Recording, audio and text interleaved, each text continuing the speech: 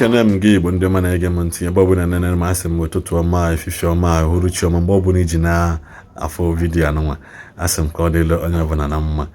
Biko na latest update anyị na-enweta kịta bụ na gịnị mere na nwanne anyị nwoke na-ewekwana iwe na yuzu nwanne anyị nwoke biko adịgo m isi onye ọbụla bụ onye Igbo bụ nwanne m. Ohe m nji ekwulu onye ọbụla bụ onye Igbo bụ nwanne m na-ewe n'iwe mana ebe na nwanne Jacob have I loved, Esau have I hated. Na na-aghọta so ka m use that proverb. So biko nụ nwanne anyị nwoke bụ Ezekwu Udele nke eji gịnị Udele wee mmalụ Ijele speaks apụtagwakwana wee deny ya the whole video niile o mere against Evangelist Ebuka Obi. Ama m na anụ bịara nke a yes ihe a na-eme mgbe Igbo Land na Lagos wee for the condition of ebe ọ nọ wee ma na anaghịzi ekwu okwu ikpọpụta ya court now because as it stands now adjournment ya dị ka July ka nji ekwu na adjournment ya dị ka gịnị ka July ka amele adjourn mana anụbeghị the update about his adjournment and next time ọ ya appear na court ọ na-appear na court ọ ya appear as Feyi Daniels handcuff na gwogwotigwo ma nke ụkwụ ma nke aka.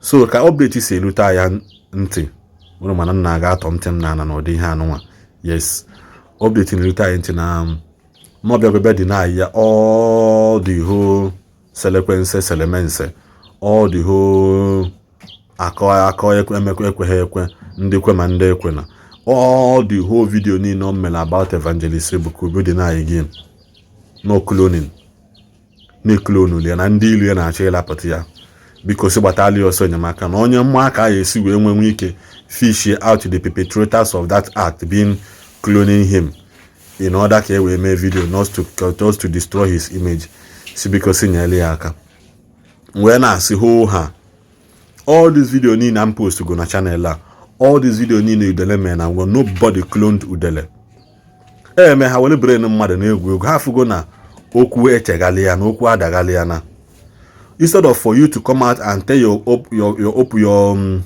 ndị otu mkpu ka ndị atabikwu n'ebe nna nso Igbo ndị otu mkpu gị ibere ndị tabo ibe gị sị ha na biko ha mewe video yoba mgbaghala onye ọbụla afụkwa na ọfụrụ Udele na-emewe video yoba mgbaghala na because na ka okwu si wee kwu unu go gọvanọ eziokwu ntị dada dị ọ sị na asị na ka itinye ọnụ n'ukwu Udele mmanwa bụ onye nke a bata m mee 2 video 2-3 yoba aya ahịa yatago kpọkọta mmadụ one ma one ayoba biko mana this time around no I will always preach against again jide Udele because Udele doesn't have repentance. I wish na government ya pass law of onye ọbụla ibulio na social media 30 years in prison 50 years in prison without trial as long as they play this thing na court say gị na ọgụ akwuli ha yes ọmụ akwuli ikwu ha anụ ya gbam otilo ijebe ka ije zuo ike because no nwere onye gụchala egwu mgbọsa wee gụọ egwu wee sị na gịnị mee na mgbọsa ọbụla akwụ na nwụ na be gị dadị amụ ajụ agụ oyi egwu mmadụ gụrụ ọ sị gịnị any day abalị ị na-asị na ịba abalị agba aka ị na-asị na okwu ga-ada ekwu okwukwu everyday ya na ndị na-ejekwu akwụ na everyday ibulu gbada na any day akwụ na nwụrụ na be gị gbam dadị amụ ajụ agụ oyi.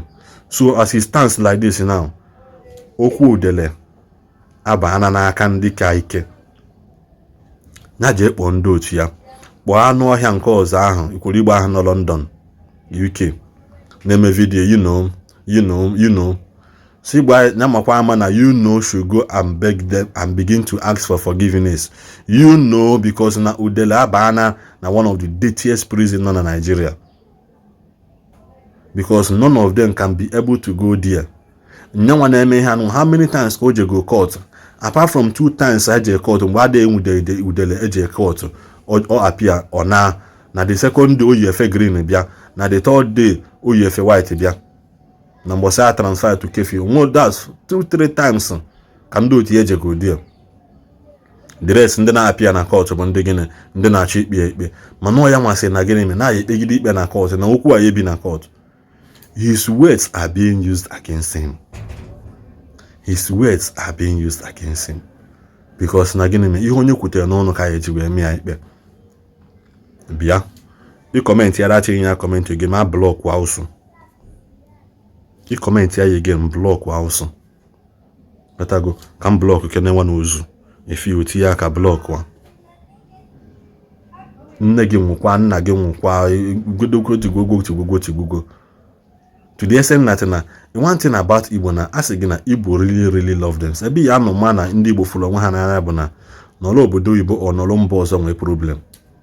Ndị Igbo agbatalụ gị ọsọ enyemaka mana ndị agha gbatalụ gị ọsọ enyemaka mgbe ị nọ Turkey were actually the same people ịbịazi bịa nata Nigeria na-eme ha onye ize onye agwa na m onye kwuo okwu ịkpọ nne na nna iyi onye kwuo okwu ịkpọ mpịa iyi onye kwuo okwu ịkpọ onye kwesịrị inyere gị aka iyi.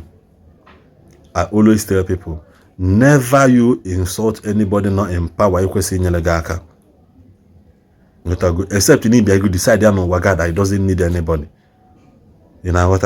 Otu ofu na ị na-akpali Evangelist Ebuka Obi ichefuo na onye kwesịrị ịkpọ for help bịa bụkwanụ otu onye ọkụ ya gbagote actually came to na-abịa na nke Evangelist because Bible made us to understand that na gịnị and Nicodemus came to Jesus by night and also admitted that, Master, we know that you are a servant sent from God. But during the day, they will never acknowledge the fact that Jesus is the Son of God. Jesus is a Messiah sent by God. But he actually left everything in all this propaganda and he wish against him because these are the same set of people fooling but Jesus said heal the mad on Sabbath day. How dare you heal somebody on Sabbath day? This woman has been in captivity for 18 years. Still, when heal the ordinary day, mother heal is here on Sabbath day. When we better to work, see why you heal mad on Sabbath day? No, they against the law of Moses. Okay, fine. The same thing can do mad name. Also, quite no why, but buwe mmadụ buwe onwe gị o nwere ndị ya asị gị na mmụ iji wee be unu ga-adịrọ sharp o nwere ndị na-asị gị na ọbara apụta gị na arụ stain white ha ime ọnụ ka gị imepe ọnụ na-akpali ndị mmadụ kịta ịbịago bịa na-asị ma gịnị si kpọtara gị ndị ọbụla si nyere aka ka ya mmadụ ka ya esi wee fish out the perpetrators of that act. Udele ịtụ asị udele ịtụ asị ọgụ akwụlie. And I'm using this opportunity to tell the Nigerian police, DSS, onye ọbụla aka ya dị ndị ji udele biko nu unu na-agbachi prison ahụ with the key na abụ mewe na ịnọ because na ndị otu mkpi afọ ha esi gbakada prison si n'udele gregen freedom ha ya agbaki ya because onye kala obi si na mgbọsị ọbụla ya abịbịa mere na ya agbagide egbe find the way he should go and provide it. O mere admit na video n'onwego ndị o gbuchara o mere admit may admit na most na Maazị Nnamdi Kanu nwụọ na prison. What you wish others is what is coming back to you. Kịta ị na-ekwu okwu si na na-eklonu kwa gị na-enyenye udele ego one ka ị nwe anyị ji klonu gị klonu bụ Dangote ọ bụrụ gị ka anyị eklonu asịgoro ihe ndị Labour Party mee Peter Obi juela ndị obodo Igbo mgbe ahụ abịasịa na mmadụ na use his image and flew into the country the other day ewebe chiki wee fụ na nke dị iche. But somebody is using his identity to perpetrate crime. Udele, nobody cloned you. Udele, oh, go akulu hancha. Go to my channel, go to my page, anywhere abona. Check even video ni Udele kulu. Oh, young akulu with date. Go to his page. Udele speaks. Ijele king of the game, undiluted truth. Oh, fu onyi believe hancha ni.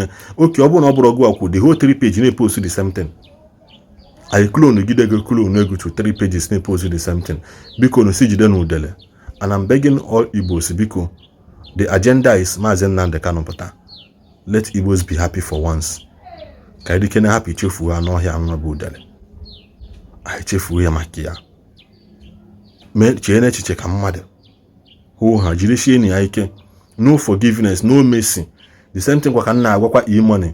This girl na-asị na ya nwa gburu no aka adị n'ihe mere Junior Pope mmadụ na-aba kpụta ha ịṅụ obi akpọ ṅụọ azụ anụ ka mix kọọ ya ọnụ ṅụọ ya wicked and wickedness mix kọọ ya ọnụ ṅụọ ya ṅụọ eze onye agwa na m ṅụọ nkụchi ntị wee were obi tụọ ya nga because agba ndị mmadụ nkịtị asị na gịnị mere na the rich na oppress the poor mana mgbe the poor na-ebuli the rich it did not ask question. Ekwechakwa ma ndị be anyị ka ọ dị na mgbe ọzọ.